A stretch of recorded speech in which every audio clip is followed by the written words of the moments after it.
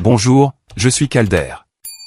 Après 7 ans passés à bâtir l'entreprise familiale à partir de rien, ils m'ont renvoyé. Ma mère m'a regardé droit dans les yeux et a dit, « Tu as toujours été le maillon faible. » Mon père, lui, n'a pas dit un mot. Au coucher du soleil, je frottais des fientes d'oiseaux sur des pare-brises pour des pourboires quand un étranger s'est approché et a dit, « Vous ne savez pas ce que vous possédez encore, n'est-ce pas ?» Il m'a donné un chiffre. 2,7 milliards. Et c'est là que j'ai réalisé qu'ils ne m'avaient pas seulement volé ma place à table. Ils avaient essayé d'effacer mon nom de l'acte de propriété. Mais ce qu'ils ont oublié, c'est que les gens discrets. Nous nous souvenons de tout. Que feriez-vous si votre propre famille vous enterrait vivant et vous laissait la pelle dans la main? La salle de bal bourdonnait d'un jazz doux et du cliquetis des verres. Je suis entré, tirant légèrement sur les manches de mon blazer, celui que j'avais porté à chaque dîner d'entreprise depuis que nous avions ouvert nos portes il y a 7 ans. À l'époque, nous étions 5, entassés dans un espace de travail partagé. Maintenant, nous étions des centaines qui connaissaient mon visage, moins qui se souvenaient de mon nom. Les projecteurs dansaient sur des tables recouvertes de lin disposées en cercles concentriques, chacune avec des cartons portant des noms écrits en cursive dorée. Près du centre se trouvait la table de la famille Vance, baignée de la lueur des bougies et d'applaudissements. Mon beau-frère Preston riait de quelque chose que le directeur financier avait dit. Ma sœur tenait son verre de vin comme si elle possédait le vignoble. Mes parents, Lucinda et Malcolm, étaient assis à chaque extrémité comme des serre-livres, stoïques, polis, indifférents. Je me suis approché. « Bonsoir », ai-je dit, réussissant un petit signe de tête. Lucinda n'a pas levé les yeux. Elle a fait un geste vers l'arrière. « Ça ne te dérange pas de rester debout, n'est-ce pas ?» J'ai balayé la table du regard. 12 chaises, 11 cartons. Mon nom n'était pas l'un d'eux. Pas de siège, pas de nom, pas de place. Ai-je chuchoté pour moi-même. À quelques mètres de là, près des portes du service de traiteur, une table haute se tenait sans surveillance.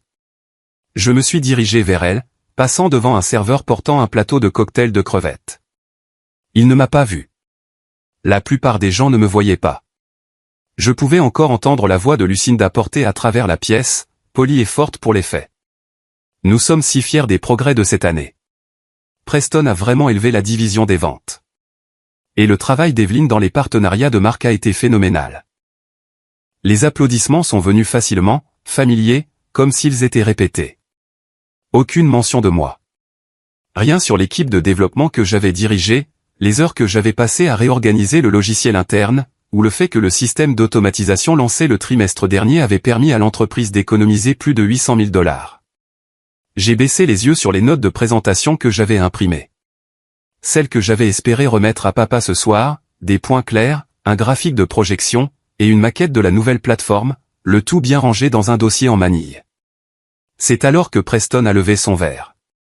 À la famille, à l'héritage et à la résilience, a-t-il souri. Tout le monde a acclamé. J'ai souri aussi. Mais c'était le genre de sourire que l'on porte quand on a oublié ce que les vrais ressentent. Puis ça m'a frappé. Aujourd'hui, c'était le 12 juillet, mon anniversaire. Même le calendrier avait cessé de me remarquer. Le plateau de boissons est repassé. J'ai pris un verre d'eau. Les glaçons ont cliqueté vivement. J'ai pris une lente gorgée, laissant le froid s'installer au fond de ma gorge. Un jeune serveur s'est approché, tenant une carafe en argent de café. Je l'ai repoussé trop tard. Il a heurté le bord de la table. Le café s'est renversé sur mon dossier. L'encre noire a bavé sur les graphiques. Les pages se sont gondolées et collées. Oh non, monsieur. Je suis vraiment désolé, a-t-il balbutié, cherchant des serviettes sur la table familiale. La voix de Preston a traversé la pièce. Je suppose que ce n'était pas censé arriver. Des rires ont suivi. Lucinda a gloussé, son ton à peine au-dessus d'un souffle. Ne sois pas si sensible. Je n'ai pas répondu, j'ai juste tapoté le papier pour le sécher. Il n'y avait rien à sauver. J'ai remarqué une chaise vide près du couloir des toilettes. Un siège au hasard, sans étiquette. Un instant, je me suis dirigé vers elle. Une lueur d'espoir, une impulsion stupide. Mais Preston m'a devancé. Il s'est affalé dedans comme s'il avait lu dans mes pensées et voulait m'y battre aussi. Ils ont même rempli l'espace où j'étais censé disparaître. Plus tard, après le dîner, j'ai rassemblé les quelques objets laissés derrière. Des bouteilles d'eau, des cordons, une feuille d'ordre du jour pliée. Mes mains bougeaient mécaniquement. Mon cœur, non. Alors que je rangeais les derniers matériaux dans une boîte, Lucinda est passée, ses talons cliquant comme des signes de ponctuation. Elle ne s'est pas arrêtée, n'a pas baissé la voix. Essaie de ne pas être dans le chemin demain. Nous nous occuperons de l'annonce. J'ai hoché la tête sans lever les yeux. Bien sûr, ai-je dit, mais quelque chose en moi, quelque chose de vieux et de silencieux, s'est fracturé. Quand ils m'ont renvoyé, cela ne ressemblait pas à une décision. Cela ressemblait à un scénario qu'ils avaient écrit il y a longtemps. Ce matin-là, je me suis réveillé avant mon réveil. Pas par empressement, juste par habitude. Le genre d'habitude qui s'installe après des années à arriver tôt, à rester tard et à penser que l'effort achèterait en quelque sorte la loyauté. J'ai repassé ma chemise 2 fois, aplati le col, ajusté ma ceinture, puis j'ai vérifié 2 fois mon sac, le classeur de présentation, les croquis de prototype, le disque de sauvegarde et un ordre du jour imprimé avec mes initiales en bas. Je suis arrivé au bureau avant que le concierge n'ait fini de passer la serpillière. La salle B était encore fermée, alors j'ai attendu dans le couloir, sirotant un café dans un gobelet en papier qui avait déjà commencé à fuir. Cela aurait dû être le premier signe. À 9 heures, la salle a commencé à se remplir. Des visages que je reconnaissais, d'autres non. Des chefs de département, quelques investisseurs, même un directeur régional qui ne venait en avion que pour les grandes occasions. Mon pouls s'est accéléré. J'ai pris une profonde inspiration et j'ai serré le classeur contre moi. C'est alors que Preston est entré, souriant comme un homme tenant une quinte flush royale. Sous son bras se trouvait un classeur à code couleur familier.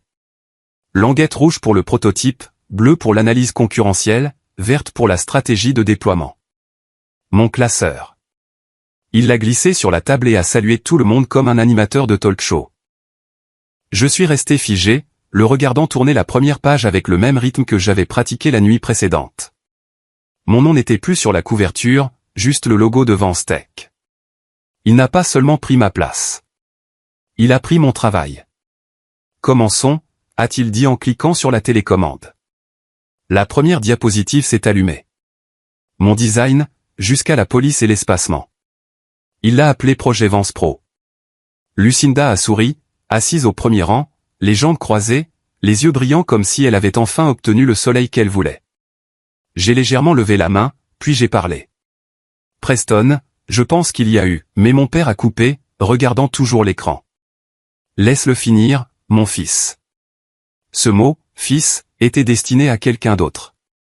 Diapositive après diapositive, j'ai regardé les 2 dernières années de mon travail défiler comme un trophée. Pas de note de bas de page, pas de crédit, pas d'hésitation. Et puis est venue la torsion, le coup de poing. Nous sommes fiers d'annoncer Preston comme notre nouveau directeur de la stratégie, a déclaré Lucinda. Il nous emmène dans la prochaine décennie.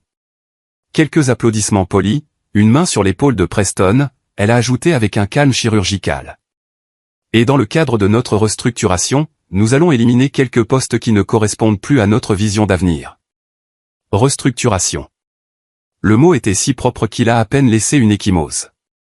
Tout s'est éclairci.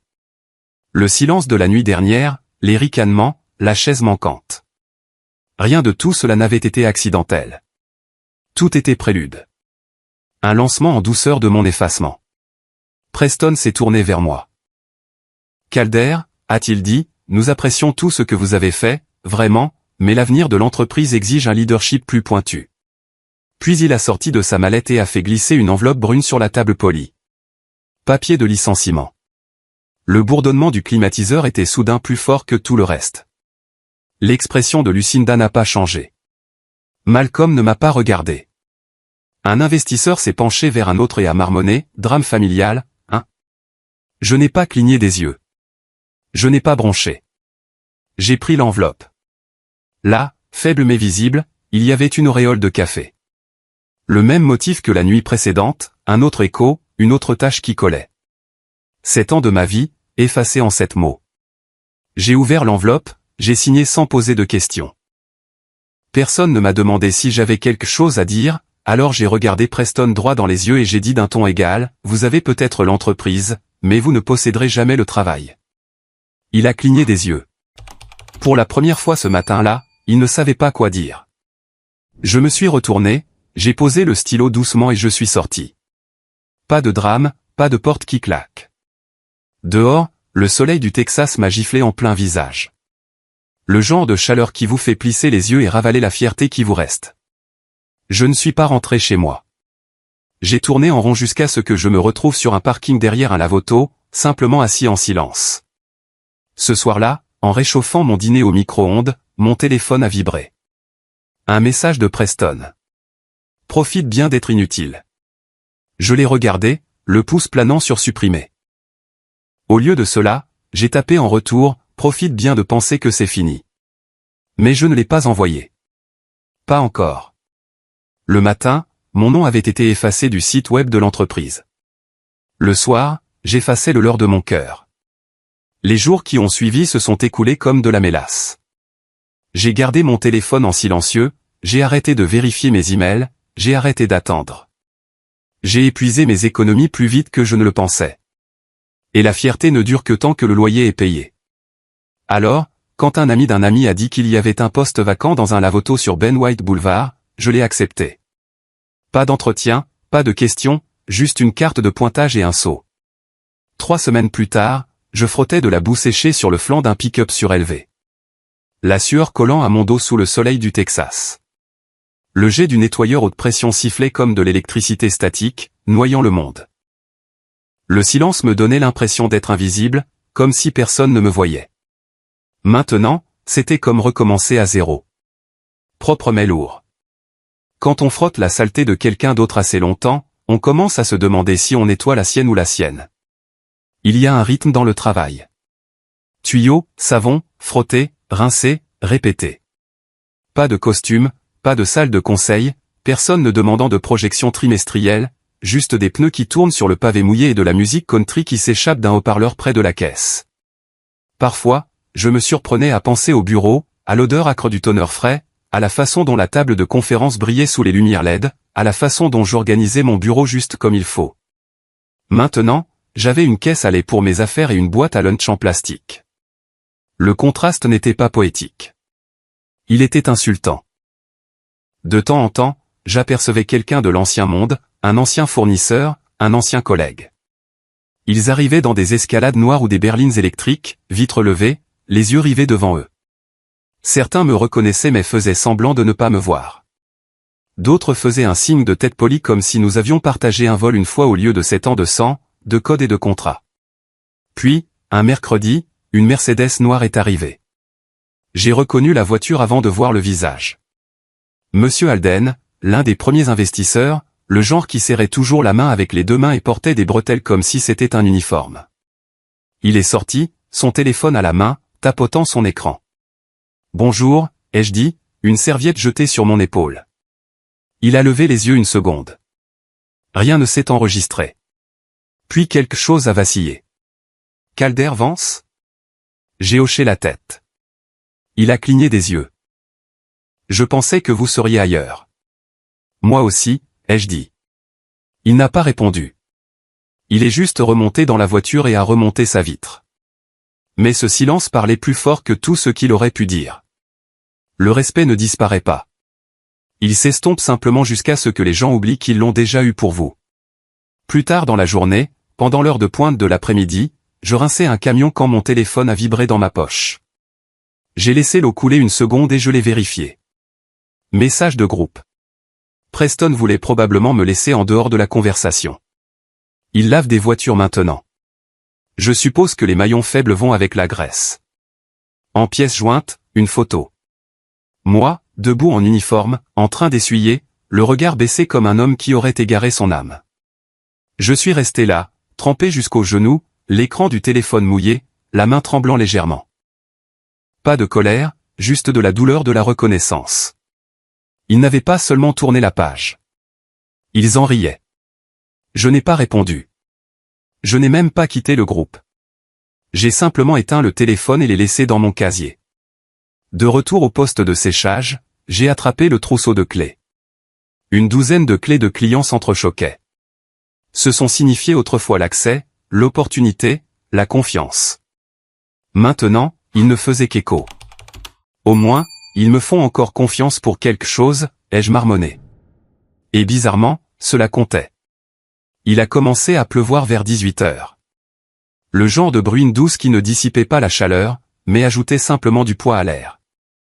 J'ai continué à travailler. La mousse coulait sur mes poignets, se mélangeant à la pluie. Quelqu'un aurait pu penser que je pleurais, mais ce n'était pas le cas. Plus maintenant. Cette partie de moi s'était tue. Les gens pensent que toucher le fond s'accompagne d'un fracas, mais ce n'est pas le cas. C'est une routine. C'est être oublié assez lentement pour qu'on arrête de le remarquer. Mon père disait, on nettoie ce qui nous est cher. Il le disait quand il cirait la voiture le dimanche ou rinçait les gouttières. Maintenant, je me demande ce qu'il nettoie ces jours-ci, si tant est qu'il nettoie quelque chose. À la fermeture, je suis resté pour empiler les seaux, vérifier les niveaux de savon et passer la serpillière. Les vieilles habitudes ont la vie dure. C'est alors que je l'ai revu. Monsieur Alden, appuyé contre sa voiture sous l'auvent. Il ne tenait pas son téléphone cette fois-ci. Vous possédez toujours une partie de cette entreprise, n'est-ce pas, a-t-il demandé. J'ai laissé échapper un petit rire, c'est comme le vent avant une tempête. Plus maintenant. Je l'ai cédé il y a des années. Il m'a étudié une seconde, les lèvres pincées. Vous en êtes sûr? Avant que je puisse demander ce qu'il voulait dire, il est monté dans sa voiture et est parti, les pneus sifflant dans les flaques d'eau. Cette nuit-là, je n'ai pas pu dormir. Sa question n'arrêtait pas de résonner. Vous en êtes sûr?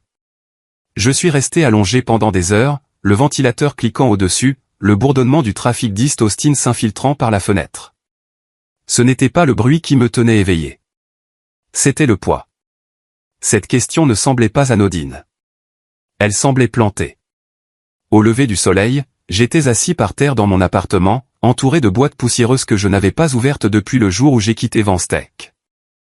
Elles étaient entassées dans un coin comme une culpabilité que je ne voulais pas regarder, pleines de dossiers, de vieux prototypes, de notes de réunion où personne n'écoutait, et de ces stylos qui ne semblaient exister que dans les salles de conseil. Je ne les avais pas déballés parce que je n'avais pas besoin de revivre l'humiliation. Mais quelque chose a changé. Les mots de Monsieur Alden n'accusaient ni ne consolaient. Ils défiaient. Alors j'ai commencé à creuser. La première boîte sentait l'encre d'imprimante et le regret. J'ai feuilleté des dossiers avec des onglets à code couleur que j'avais autrefois considérés comme mon héritage. Puis j'ai ouvert la deuxième boîte, celle qui portait encore un post-it de Lucinda. À conserver pour le service juridique. Au cas où. Au cas où. Quoi? À l'intérieur, des reçus, des copies d'accords de non-divulgation, mon ancien badge de sécurité, rayé et fissuré. Je l'ai tenu entre mes doigts un instant avant de le jeter. En dessous de tout, au fond, se trouvait un dossier en manille, fin, à moitié froissé, à peine étiqueté, les mots « Accord de Holding Vance 2013 ». Je l'ai regardé pendant une minute entière avant de l'ouvrir.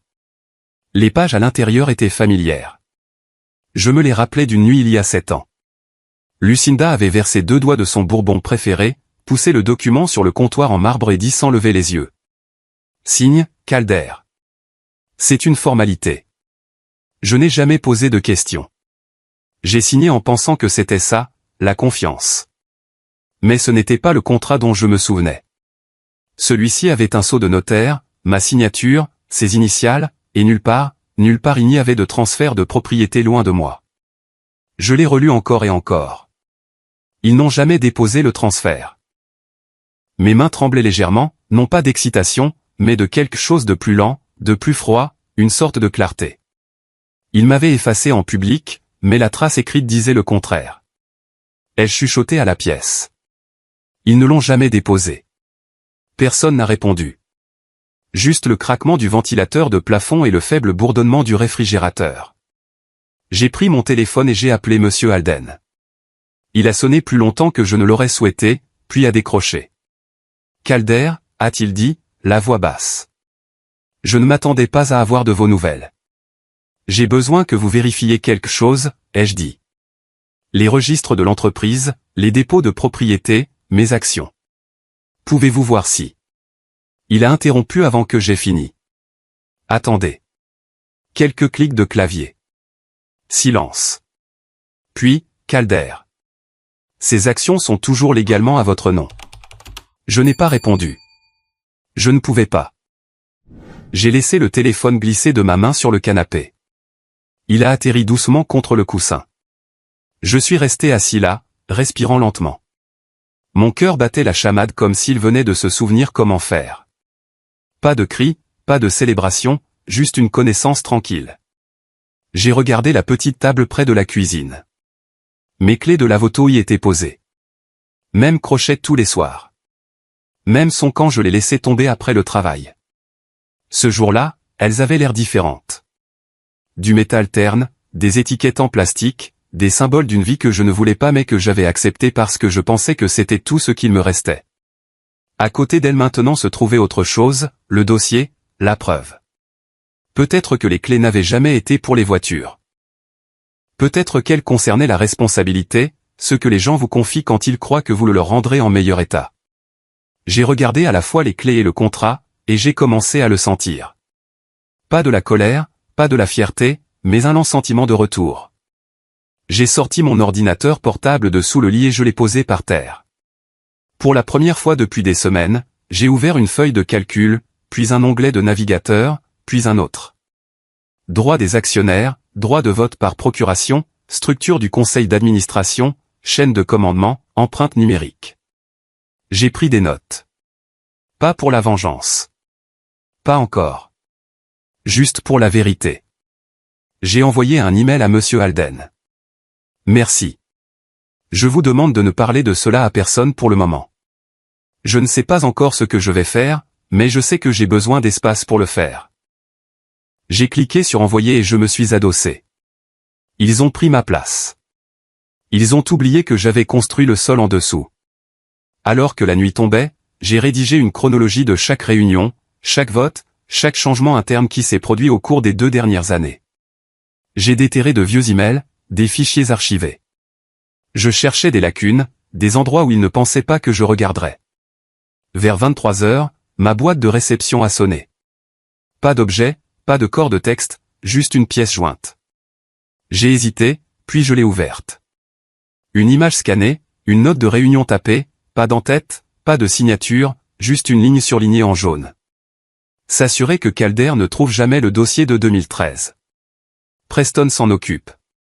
En bas, le nom de l'expéditeur, Malcolm Vance. Mon père. Je croyais que le silence de mon père était de la faiblesse. Cette nuit-là, j'ai appris que c'était de la stratégie. La semaine suivante s'est écoulée lentement, comme quelque chose qui attendait de craquer. J'ai vécu chaque jour avec une détermination tranquille, répondant aux appels, organisant des dossiers, mémorisant chaque ligne de cet accord de 2013. Mais sous tout cet ordre se trouvait la même phrase qui se répétait sans cesse dans mon esprit. S'assurer que Calder ne trouve jamais le dossier de 2013. J'ai regardé ce scan pendant des heures. Son nom était là, Malcolm Vance, tapé en bas. Mon père, le même homme qui m'avait dit un jour, la vérité n'a pas besoin d'être bruyante. Elle a juste besoin d'être prête. Samedi matin, je suis allé au domaine. Cela faisait plus d'1 an que je n'avais pas mis les pieds près de la maison qui m'avait élevé. Les haies étaient toujours taillées à la perfection militaire. Les colonnes blanches se dressaient hautes, polies, fières, comme si elles avaient quelque chose à prouver. Le porche d'entrée n'avait pas vieilli d'un jour, mais moi si. Entrer dans l'allée me donnait l'impression de me garer sur une scène de crime où quelqu'un avait déjà nettoyé le sang. Je suis sorti, le dossier à la main, pas un avocat, pas un témoin, juste un fils entrant dans une maison qui n'a jamais appris à prononcer son nom sans sourciller. Malcolm a ouvert la porte avant que je ne frappe. Il avait l'air plus âgé que dans mon souvenir, plus mince, plus creux autour des yeux. Il n'a rien dit, s'est juste écarté et m'a fait signe d'entrer. Je n'ai pas salué. J'ai brandi l'email imprimé, ce scan accablant. C'est toi qui as écrit ça. Il n'a pas bronché. Il est simplement entré dans le bureau, a versé 2 verres de whisky et en a placé un sur la table d'appoint la plus proche de moi. C'était sa façon de dire oui sans mots. Il s'est assis lentement comme si chaque articulation avait quelque chose à dire. Puis finalement, il a parlé. Ta mère pensait que tu n'étais pas prêt. Je suis resté immobile. Toi aussi, ai-je dit, bas, presque inaudible. Il n'a pas nié. Il n'en avait pas besoin. Son silence était la réponse. J'ai toujours été. J'ai pris le whisky, mais je n'ai pas bu. Je n'étais pas là pour du réconfort. J'étais là pour de la clarté. Tu savais que je n'avais jamais cédé mes actions. Il a regardé le sol. Tu nous as fait confiance. C'était ma première erreur. Ses épaules sont légèrement tombées. Le genre de chute qui ne se produit que lorsque quelqu'un laisse enfin la vérité peser sur son dos. Puis il l'a dit, calme, délibéré. Ils vont te poursuivre maintenant, Calder. Tu n'aurais pas dû appeler Alden. Cette phrase a frappé différemment. Pas comme une menace, comme un avertissement. Une supplication presque. Il n'était plus seulement un père. C'était un homme essayant de sortir d'une pièce qu'il avait aidé à construire. Tu ne me protèges pas, ai-je dit. Tu protèges ce qui reste de ta part. Derrière lui, sur le mur, était accroché le portrait de famille, un portrait formel, le genre que nous avions tous été forcés de faire un été avant une réunion du conseil d'administration. Les sourires étaient faux, les vêtements chers. Et j'étais là, où j'y étais. J'ai regardé de plus près. Mon image était toujours dans le cadre, mais à peine. Mon bras était coupé. Mon visage était juste assez tourné pour que je sente que je n'avais pas ma place. J'avais été effacé bien avant qu'il ne me renvoie. Je ne cherche pas la vengeance, ai-je chuchoté. Je cherche mon nom. Il a alors levé les yeux. Il a vraiment regardé. C'est là que je l'ai vu. Pas de la culpabilité, pas de la fierté, juste du regret. Un homme qui pensait que le silence était de l'amour, un homme qui laissait les autres faire les coupures pour que ses mains restent propres. Alors que je me tournais pour partir, il a fouillé dans le tiroir à côté de lui et en a sorti une petite clé USB. Pas de mots, pas d'explication. Il l'a glissée dans la poche de mon manteau, a fait un léger signe de tête et s'est retourné vers son verre. Ce soir-là, de retour dans mon appartement, je l'ai branché. Un seul fichier audio, sans titre. J'ai appuyé sur lecture. La voix de Lucinda a rempli la pièce. Assurez-vous que le transfert ne soit jamais rendu public. S'il le découvre, enterrez-le sous les poursuites. La voix de Preston a suivi. Suffisante, familière, j'y travaille déjà. Puis, Malcolm, il te pardonnera. Il le fait toujours. J'ai mis la lecture en pause, j'ai regardé l'écran. Mes mains étaient stables. Mon souffle non. Cette phrase. Il le fait toujours. Elle a tranché plus profondément que tout ce que Preston avait jamais dit. Ils avaient compté sur mon pardon, ma loyauté, mon silence. Mais ils n'avaient pas compté sur ma patience qui s'épuisait. Il y a une sorte de paix qui vient quand on cesse d'avoir besoin d'excuses. Ce n'est pas de la guérison. C'est du détachement. J'ai passé les 2 heures suivantes à rédiger des emails à des avocats de confiance. Pas ceux de la famille, les miens. J'ai crypté des fichiers, fait des sauvegardes, documenté des chronologies. Si c'était la guerre, je n'allais pas y aller sans armes. Juste avant minuit, un message est arrivé. Pas de nom, juste un numéro que je ne reconnaissais pas, arrête de creuser ou nous ferons en sorte que tu ne revoies jamais la lumière du jour. L'expéditeur. Preston Veil. Je l'ai lu 1 fois, 2 fois. Puis pour la première fois depuis qu'il m'avait tout enlevé, j'ai souri en coin. Bien, ai-je murmuré. Ça veut dire que je suis proche. Il pensait que la peur m'arrêterait. Elle ne m'a rappelé que ce que le silence peut faire quand il décide enfin de parler. 2 jours ont passé. Je n'ai pas laissé beaucoup de traces. Pas de réseaux sociaux, pas d'appels qui n'avaient pas besoin d'être faits. J'ai gardé la tête basse et mon dossier plus serré. Mardi matin, je suis entré dans un petit bureau au 2e étage d'un immeuble en briques rouges près de la 7e. Pas de signalisation, pas de secrétaire, juste une porte en bois avec une plaque en laiton qui disait « Crane, conseil à la retraite ». Evelyne Crane attendait déjà. Une tasse de café noir, un dossier ouvert devant elle, et ce regard perçant qui avait autrefois terrifié les stagiaires en 2009. Je m'en souvenais parce que j'en avais été un. Elle n'a pas souri, n'a pas perdu de temps en bavardage. « Vous avez été occupé ?» a-t-elle dit en tapotant le dossier. « J'ai tout gardé », ai-je répondu. Elle a haussé un sourcil. Ce n'est pas de la paranoïa. C'est de la discipline. J'ai tout étalé. Les documents de propriété de 2013, le scan de l'email, l'enregistrement USB et la note de Malcolm. Elle a lu en silence, hochant la tête de temps en temps. Puis avec un petit rire sec, elle s'est adossée et a dit « Vous n'êtes pas fou, Calder. Vous êtes juste le seul à avoir gardé les reçus. » Je n'avais pas réalisé à quel point j'avais besoin d'entendre ces mots. Ce qui a suivi, ce sont 3 heures d'excavation juridique. Evelyne a disséqué chaque signature, horodatage, clause et oubli comme un chirurgien cherchant un cancer. Elle ne m'a pas materné, elle a calculé. Pendant 7 ans, ai-je murmuré en la regardant. Ils ont construit leur empire sur des fondations que j'ai posées. Elle a levé les yeux, a griffonné quelque chose sur un bloc-notes, puis a dit sans me regarder. Alors, il est temps que vous retiriez les vis une par une. À la tombée de la nuit, nous avions une stratégie de travail. Evelyne a insisté sur la discrétion. Pas de menaces prématurées, pas d'implication de la presse, juste rassembler, vérifier, protéger. J'ai hoché la tête. Je lui faisais confiance. Mais le lendemain matin, je me suis réveillé avec mon nom éclaboussé sur un gros titre. Le frère déshonoré de Vance dépose une fausse déclaration de propriété. Je n'ai même pas eu besoin de lire la signature pour savoir qu'il avait planté. Les empreintes de Preston étaient partout dans le langage. Suffisant, chirurgical, et juste assez vague pour le protéger des retombées juridiques. J'ai lu l'article lentement, puis je l'ai relu. Mes mains n'ont pas tremblé, mais mon souffle s'est coupé une fois quand j'ai vu le fil de commentaires rempli d'inconnus me traitant de désespéré, d'amer, d'échec. C'était donc leur plan. M'enterrer à nouveau, mais cette fois dans l'opinion publique. Cet après-midi-là, le texto d'Evelyne est arrivé. Ne répondez pas.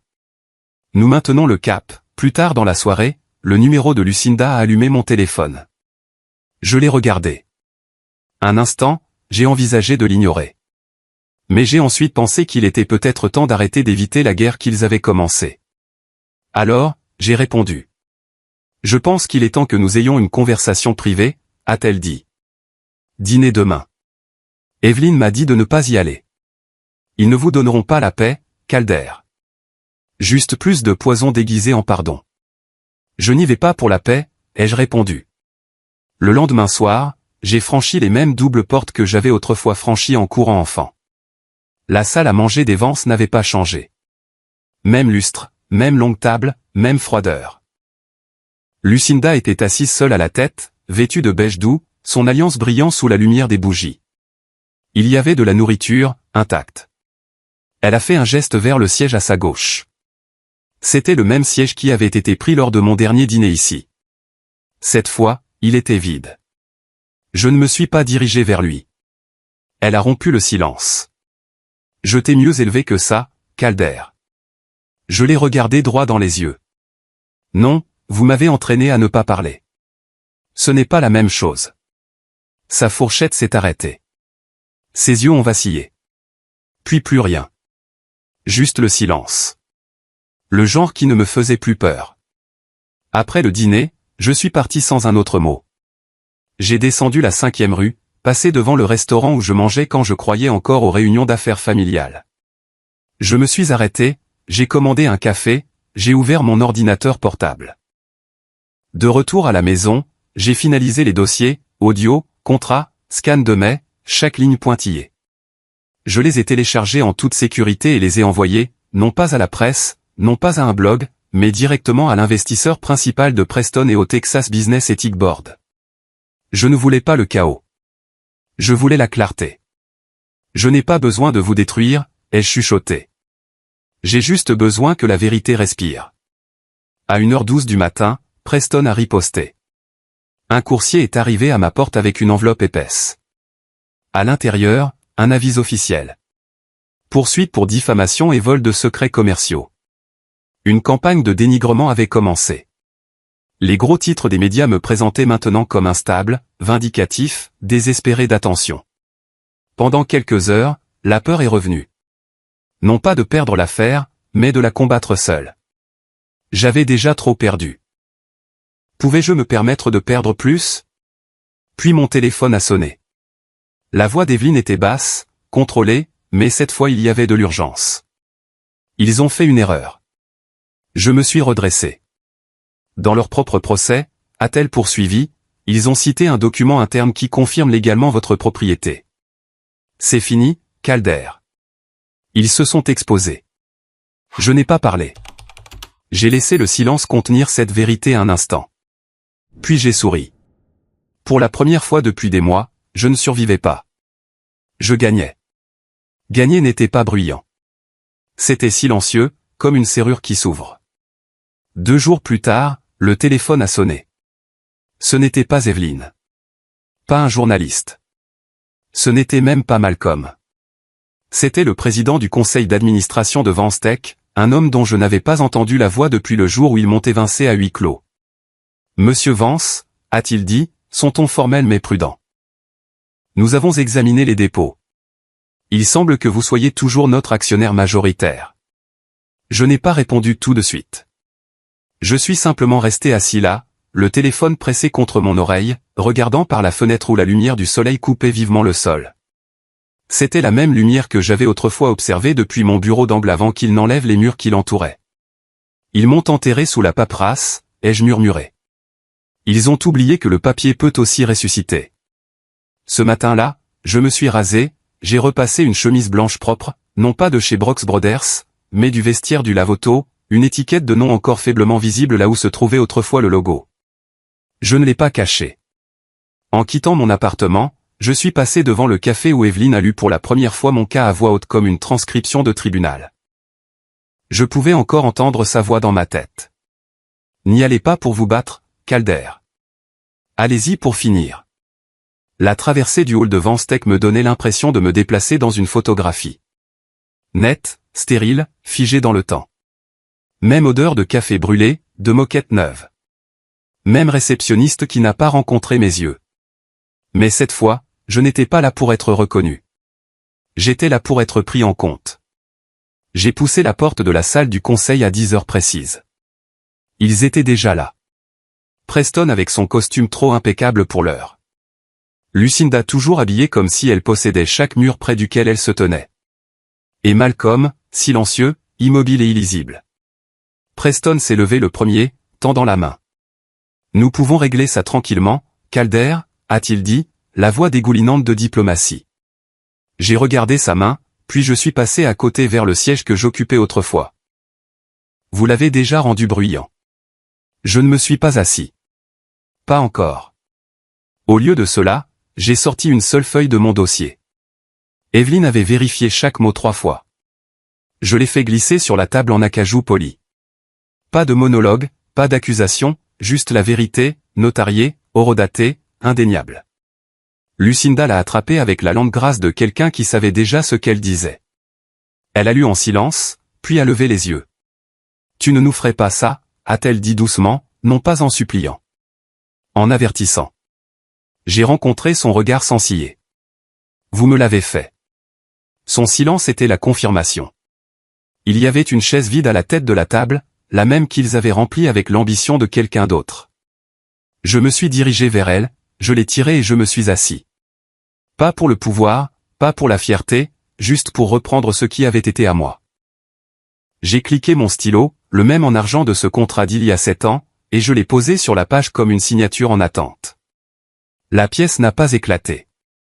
Pas de cri, pas de poing qui claque, juste le frisson de la prise de conscience se déplaçant d'un visage à l'autre. Puis la porte s'est de nouveau ouverte. Evelyne est entrée, calme, composée, tenant une enveloppe. Elle l'a placée devant Preston. C'est une injonction du tribunal, a-t-elle dit. Votre procès a été rejeté. Vos finances sont sous enquête. Et Lucinda, vos transferts d'actifs non autorisés sont maintenant enregistrés. Preston a ouvert la bouche, mais aucun son n'en est sorti. Je me suis levé. L'entreprise n'a pas besoin de plus d'ennemis, ai-je dit. Elle a besoin de responsabilité. Le conseil a voté à l'unanimité. Ils ne m'ont pas félicité. Ils n'ont pas applaudi. Ils ont simplement accepté la réalité qu'ils avaient essayé d'enterrer. Alors que les autres sortaient, Malcolm est resté assis. Il m'a regardé avec des yeux fatigués. Pas défiant, pas brisé. Juste usé. J'aurais dû l'arrêter, a-t-il dit tranquillement. J'ai hoché la tête. Tu le peux encore, ai-je dit. Dis la vérité. Je n'ai pas attendu de réponse. Dehors, le soleil du Texas m'a frappé le visage comme au chapitre 2. Sauf que cette fois, il ne brûlait pas. Il réchauffait, doux, mérité. Mon téléphone a vibré dans ma poche. Un nouveau message de Lucinda. Tu as peut-être gagné, mais tu seras toujours seul. Je l'ai regardé un moment, puis j'ai tapé en retour, c'est comme ça que les leaders commencent. Et avant qu'elle ne puisse répondre, j'ai supprimé la conversation et je suis parti. Quand le pouvoir revient entre vos mains, la partie la plus difficile n'est pas de l'utiliser. C'est de décider quel genre d'homme le détiendra. Une semaine après que la salle du conseil se soit tue, je suis retourné à la maison où j'ai été élevé. Pas par nostalgie, pas pour la famille. Cette fois, je suis venu en tant que chef légal de l'entreprise qui portait notre nom et les échymoses qui allaient avec. Les portes d'entrée se sont ouvertes lentement, comme si elles aussi se souvenaient de tout ce qui s'était passé derrière elles. Le gravier sous mes pneus semblait plus bruyant que dans mon souvenir. Peut-être parce que cette fois, personne n'attendait sur le porche. Pas de performance, pas d'illusion. La maison semblait plus grande, plus froide. Chaque fenêtre regardait comme des yeux qui vous connaissaient autrefois et qui prétendaient maintenant ne jamais l'avoir fait. Je suis entré. La même odeur florale flottait faiblement, mais quelque chose était différent. Vide. Les murs ne résonnaient plus de vie, juste de souvenirs. Le portrait dans le couloir principal. Notre photo de famille prise pendant de meilleurs mensonges. Toujours accrochée là où elle avait toujours été, mais elle ne semblait plus fière. Elle semblait fossilisée, un monument à quelque chose qui n'avait jamais été vraiment entier. Gagner change la vue, ai-je pensé. Pas le temps. Lucinda était assise dans le salon, la lumière du matin ne touchant que la moitié de son visage. Elle portait du gris, pas les tons vifs et calculés dont elle s'armait autrefois, mais le genre de gris qui ne veut pas être vu. Elle ne s'est pas levée, n'a pas souri, a juste dit « Tu es venu ». Je n'avais pas prévu, ai-je dit en entrant. Mais je pensais que je devais le voir par moi-même. Elle avait l'air plus âgée. Pas de la manière dont le temps agit sur les gens, mais le genre de vieillesse qui vient quand l'échafaudage du contrôle s'effondre enfin. J'ai fait ce que je devais, a-t-elle dit tranquillement. Tout était pour cette famille. Je me suis assis en face d'elle. Pas trop près. Non, ai-je dit en la regardant dans les yeux. Tout était pour le contrôle. Ses épaules se sont légèrement affaissées. Pas la défaite, l'épuisement. Il n'y a pas eu de cri, pas d'insulte finale, juste l'immobilité de deux personnes finalement à court de munitions et trop fatiguées pour recharger. Quelques minutes ont passé avant que Malcolm n'entre dans la pièce. Il se déplaçait comme s'il ne voulait rien déranger, même pas la poussière. Il m'a tendu une enveloppe sans un mot. À l'intérieur se trouvait une seule lettre pliée, inachevée, non signée. C'était sa démission, datée de 3 jours avant l'effondrement du procès. Elle savait déjà. En bas, au crayon léger, une seule ligne se détachait. Il n'a jamais été le maillon faible. Il était la chaîne. Ma gorge s'est serrée, mais je ne l'ai pas montré. Pas devant eux. J'ai plié le papier doucement, l'ai remis dans l'enveloppe et je me suis levé. Pas d'adieu. De retour à la maison, je me suis dirigé vers le petit bureau de mon salon, celui où j'avais autrefois compté des factures et me demandais à quel point la vie pouvait descendre bas. Dessus reposaient 2 choses. Le vieux trousseau de clés du lave-auto, rouillé, plié, portant encore l'étiquette d'origine. À côté, la nouvelle carte d'accès, brillante, marquée, embossée du nom de l'entreprise. L'un a construit la survie, ai-je pensé. L'autre a construit l'empire. Tous deux m'ont gardé honnête. Je n'ai déplacé aucun des deux. Je les ai simplement laissés côte à côte. Ce soir-là, j'ai retrouvé Evelyne en ville. Elle était déjà sur le toit terrasse, 2 cafés à la main. Tout comme les étés où j'étais stagiaire, quand nous nous échappions des salles de conseil et prétendions que la ville ne nous regardait pas. Elle m'a tendu la tasse sans un mot. Nous sommes restés ensemble, surplombant l'horizon, les mêmes bâtiments, les mêmes lumières, mais tout semblait d'une teinte différente maintenant. Alors elle a dit, et maintenant ? J'ai pris une gorgée, j'ai laissé la chaleur s'installer. Construire quelque chose que je n'ai pas à partager avec des fantômes. Elle a hoché la tête lentement, souriant dans sa tasse. C'est le bon genre d'héritage. Nous n'avons pas beaucoup parlé après ça. Nous n'en avions pas besoin. Plus tard dans la nuit, je suis passé devant la maison familiale une dernière fois. Les fenêtres étaient sombres sauf une. Le bureau à l'étage. Une silhouette se tenait là. Malcolm. Il tenait un verre. Il l'a levé, pas haut, juste assez pour que je voie le reflet. Un toast silencieux. J'ai hoché la tête une fois, puis j'ai continué à conduire. Les routes étaient vides. Pas de phare derrière moi. Pas de questions devant. Je me suis garé sur le vieux parking derrière le lave-auto. Même pavé fissuré. Même lumière de sécurité vacillante. Mais cette fois, je ne me garais pas pour pointer. J'étais là pour signer des papiers. Je suis entré dans le petit bureau, maintenant vidé, attendant sa nouvelle vie. Sur le mur, j'ai accroché les vieilles clés. En dessous, le nouveau panneau brillait doucement dans la pénombre. Centre de renouveau Vence, un lieu pour les secondes chances pour les autres. Et peut-être encore, d'une manière ou d'une autre, pour moi. Le pardon ne reconstruit pas ce qui a disparu. Il vous permet simplement d'arrêter de vivre dans les ruines. Mais certains fantômes ne s'estompent pas. Ils appellent des années plus tard pour demander de l'aide. Cela faisait 3 mois que j'étais sorti de la salle du conseil de Vence Tech. Les clés dans une poche, la dignité dans l'autre. Le centre de renouveau Vence n'était plus seulement une idée. Il avait des murs, des gens et un but qui s'étendait bien au-delà de ma propre histoire. Et juste au moment où je pensais avoir mis le passé au repos, mon téléphone a sonné. Le numéro s'est allumé avec une familiarité qui m'a serré la poitrine. Je ne l'avais pas vu depuis des années, mais je l'ai reconnu immédiatement. Lucinda. J'ai hésité. Puis j'ai décroché.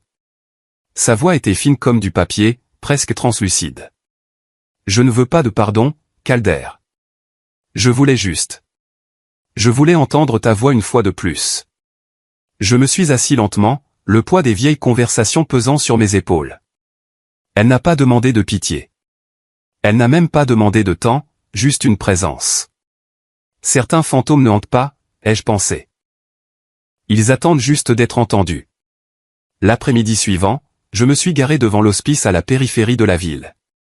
Le bâtiment était propre, calme, le genre d'endroit où les gens venaient attendre sans le dire à voix haute.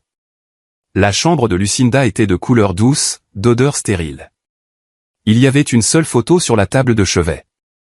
Notre famille, il y a des années, quand les sourires étaient encore répétés, mais au moins dirigés dans la même direction.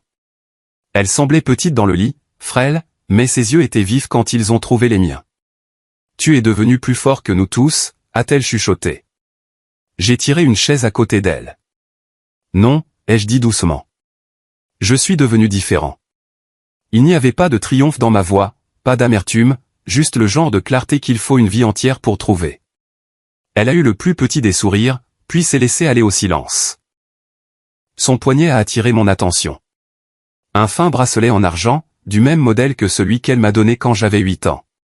À l'époque, elle m'avait dit, « Tu feras toujours partie de cette famille ». Des années plus tard, elle a réutilisé ces mots, cette fois comme une laisse, pas une bouée de sauvetage. Mais maintenant, allongée dans ce lit, sa main reposant paisiblement, la chaîne ne ressemblait plus à de la possession. Elle ressemblait à un écho. J'ai fouillé dans ma poche, j'ai sorti le bracelet identique que je n'avais pas porté depuis des années. Je l'ai posé doucement à côté du sien sur la table de chevet.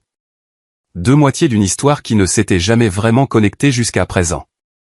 Je suis sorti pour trouver Malcolm assis sur un banc sous les arbres.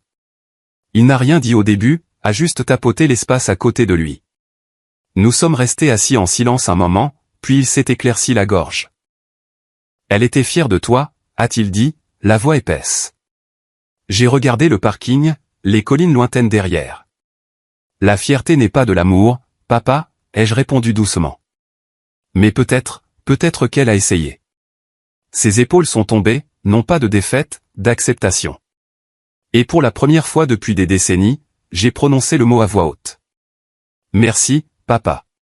Nous n'avions pas besoin de plus.